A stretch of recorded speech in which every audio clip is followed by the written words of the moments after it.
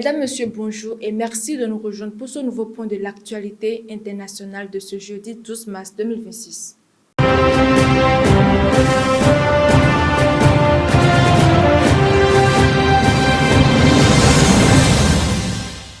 On démarre cette édition en Afrique. Au Sénégal, les députés ont adopté mercredi une loi qui durcit les sanctions contre les relations homosexuelles.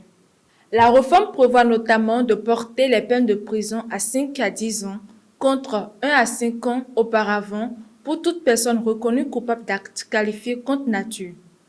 Les amendes pourraient également atteindre 10 millions de francs CFA. Le texte introduit aussi deux nouvelles infractions, l'apologie et le financement de l'homosexualité, passible de 3 à 7 ans de prison. Cette réforme répond, selon certains élus du parti au pouvoir PASTEF, à une promesse de campagne. Le député Ismaël Woun estime que cette loi répond aux attentes d'une partie de la population, mais la mesure suscite également de fortes inquiétudes. Des organisations de défense des droits humains craignent qu'elle encourage davantage la stigmatisation et la violence contre les personnes homosexuelles. La romancière sénégalaise Ndeye Fatou Kane s'alarme notamment d'un climat de plus en plus hostile où certains citoyens s'en prennent eux-mêmes à des personnes simplement accusées d'homosexualité. La loi doit être promulguée par le président Bassirou Diomaye Faye pour entrer en vigueur. Restons sur le continent africain, mais direction cette fois-ci l'Afrique du Nord. En Tunisie, plusieurs membres de l'initiative Global Soumoud Flotilla ont été arrêtés ces derniers jours.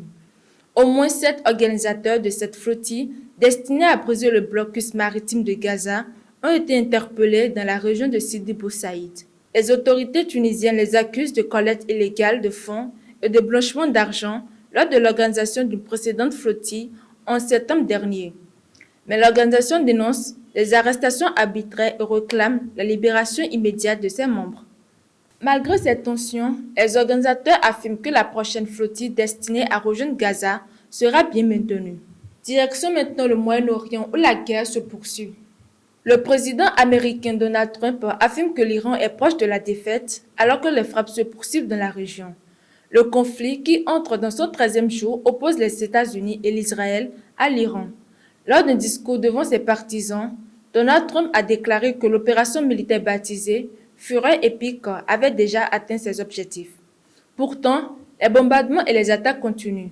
Le président américain affirme que Washington dispose de la capacité de frapper plusieurs zones stratégiques en Iran, y compris la capitale Téhéran, et de rendre la reconstruction du pays extrêmement difficile. De leur côté, les gardiens de la révolution assurent être prêts à mener une guerre du Sud contre les intérêts occidentaux. Les tensions ont également un impact économique. Le prix du pétrole est de nouveau en hausse après des attaques ayant touché des installations énergétiques à Oman et en Arabie Saoudite. Pour tenter de stabiliser les marchés, les États-Unis ont annoncé la mise sur le marché de 112 millions de barils issus des réserves stratégiques. Et voilà pour l'essentiel de l'actualité internationale de ce jeudi 12 mars 2026. Merci de nous avoir suivis.